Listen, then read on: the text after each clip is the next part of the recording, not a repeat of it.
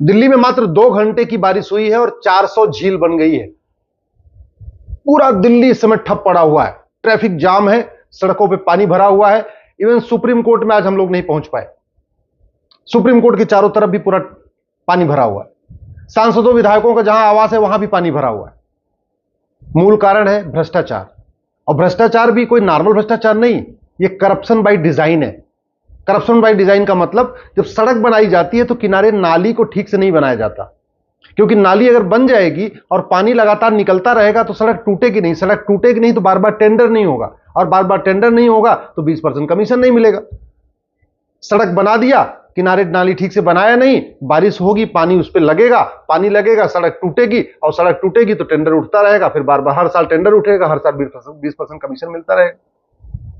न शिक्षा में संस्कार है, न कानून का खौफ है, इसीलिए भ्रष्टाचार है। और इस भ्रष्टाचार के कारण आज पूरी दिल्ली ठप पड़ी हुई है। लोग परेशान हैं, अपने ऑफिस पहुंच नहीं पा रहे हैं, लोगों का काम छूट रहा है, लोगों का व्यापार बर्बाद हो रहा है। मूल कारण है भ्रष्टाचार। दूसरी घटना आपको बताता हूं। दिल्ली में एयरपोर्ट का टर्मिनल 1 से ऊपर का छज्जा पूरा नीचे गिर गया। एक व्यक्ति की मौत हो गई, 6 लोग गंभीर रूप से घायल हैं, और इसका भी मूल कारण है भ्रष्टाचार।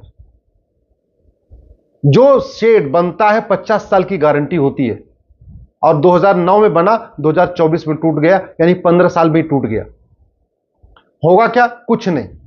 सोशल मीडिया में थोड़ा आरोप प्रत्यारोप होगा, नूरा कुश्ती होगी, बतौलेबाजी होगी, एक दूसरे के ऊपर छीटाकसी होगी।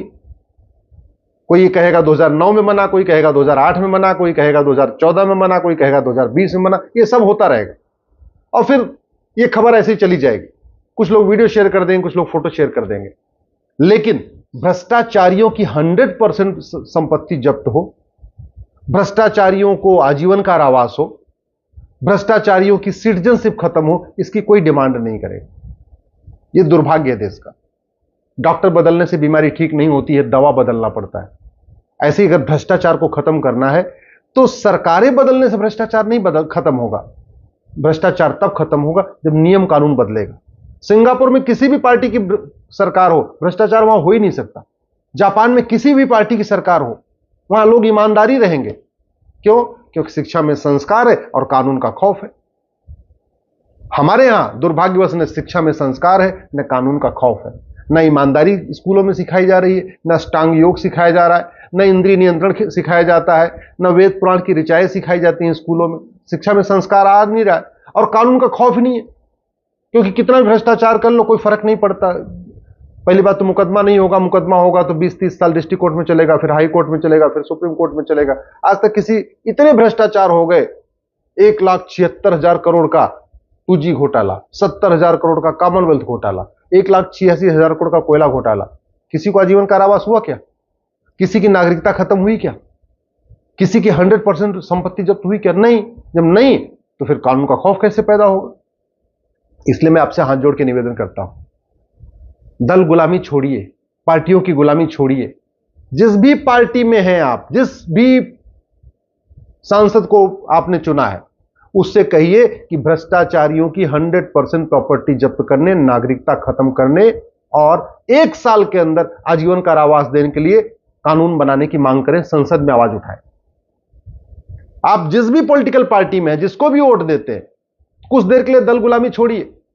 1 नेशन 1 पुलिस कोड लागू करने की मांग करिए, 1 नेशन 1 जुडिशियल कोड लागू करने की मांग करिए, 1 नेशन 1 एडमिनिस्ट्रेटिव कोड लागू करने की मांग करिए।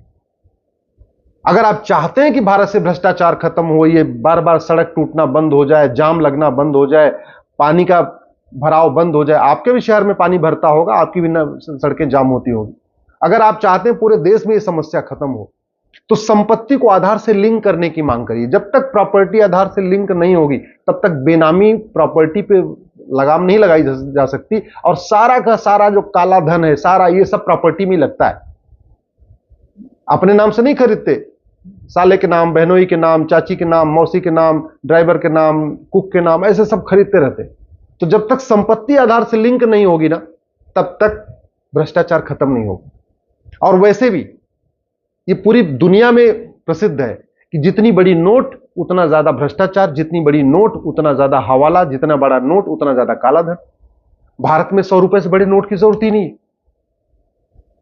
80% लोग पर डे 100 रुपए से कम खर्च करते हैं, यानी 80% लोगों को 100 रुपए से बड़े नोट की जरूरत ही नहीं।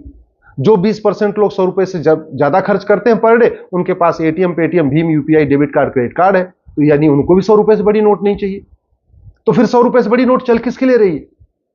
केवल देश को लूटने के लिए, टैक्स पेयर का पैसा बर्बाद करने के लिए। ये जो दिल्ली में पानी का भराव हुआ है, सड़क बनी है भैया, ये टैक्स पेयर के पैसे से बनी है, आपके दिए हुए income tax, toll tax, road tax, GST, VAT से बनी है। और आपके पैसे की बर्बादी हो रही है। हर साल सड़क टूट रही है, हर साल बन रही है, हर साल सड़क टूट रही है। आप नहीं आवाज उठाओगे तो कभी नहीं कानून बदलेगा। ये जो एयरपोर्ट का छज्जा गिरा है, जिसमें एक आदमी मर गया बेचारा, 6 लोग घायल हो गए हैं, इनका परिवार बर्बाद हो चुका है। ये एयरपोर्ट का टर्मिनल भी जो छज्जा, ये भी आप ही के पैसे से बना था।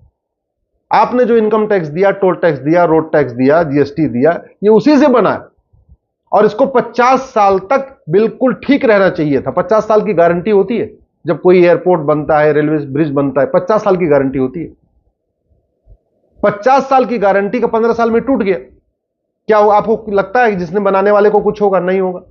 जिसने भी बनाया है, ना उसको आजीवन कारावास होगा, ना उसकी नागरिकता खत्म होगी, ना उसकी प्रॉपर्टी जब्त होगी। तो बनाने वाले को भी खौफ नहीं, ठेकेदार को भी कोई खौफ नहीं। बस बाकायदा कमीशन चल रहा है, नीचे से ऊपर तक 20% जा रहा है। अगर आप 2 लाख रुपए टैक्स देते हैं, 1 लाख रुपए टैक्स देते हैं, तो ये मान के चलिए 1 लाख का 20%, यानी 20,000 रुपए तो घूसखोरी में चला जाता है। इसलिए मैं आपसे निवेदन कर रहा हूं, पार्टियों की गुलामी छोड़ दीजिए। हम आजादी की 75वीं वर्षगांठ मना रहे हैं। अब तक 50 लोग चीफ जस्टिस ऑफ इंडिया बन चुके हैं, 15 भारतीय प्रेसिडेंट हो चुके हैं। मुर्मू जी 15वीं भारतीय हैं राष्ट्रपति बनने वाली, मोदी जी 15वें भारतीय हैं प्रधानमंत्री बनने वाले। लेकिन भ्रष्टाचार खत्म नहीं हुआ। अब खत्म तो होने छोड़िए, खत्म तो तब होगा ना, पहले जिसमें संसद पे चर्चा होगी, विधानसभा में चर्चा होगी।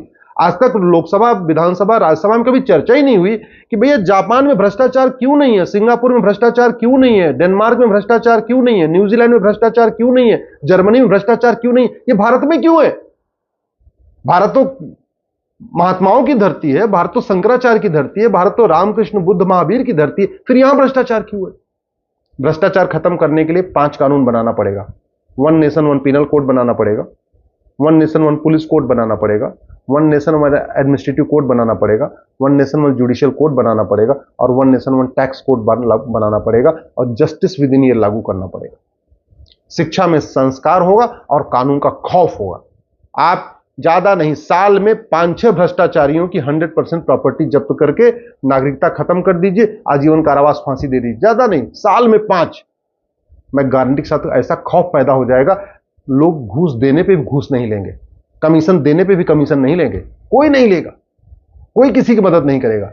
लेकिन जस्टिस विद इन ईयर तब होगा जब झूठ बोलने के लिए नार्को पॉलीग्राफ ब्रेन मैपिंग कानून बनेगा।